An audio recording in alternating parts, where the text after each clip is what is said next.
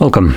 In front of me is a Alcatel 3T10 and today I will show you how we can insert SIM and SD card into this device. So I'm just gonna quickly grab them. As you can see, there's my SIM and SD card, there we go. And you will also need a little SIM ejector for this. Usually they come provided with a device in the box, so you can get it from there, but if you can't find it, you could use something like a paper clip, straighten out one of the ends and it should work just as well.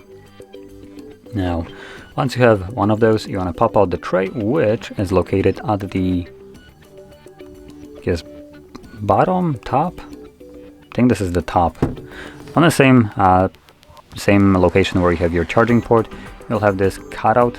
You want to get a little light shining on there so you can see it a little bit better. There we go. You can see it right here. So put the pin in.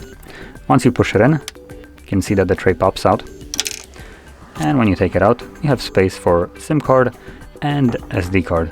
So you can occupy both of them or just one of the trays if you're planning to use something only like a, for instance, SD card or maybe just a SIM card. So place one of those cards in there, whichever one you'll be using or both, and then carefully insert it back into your device. There we go. And the cards should start working right away. So there we go, there is the pin for the SIM card, which I have inserted. So SIM card is already working.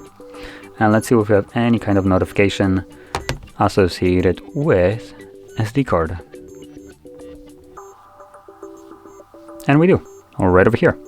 SD card touch 2 setup. So as you can see, both of the cards are working just fine. So if you found this very helpful, don't forget to hit like, subscribe, and thanks for watching.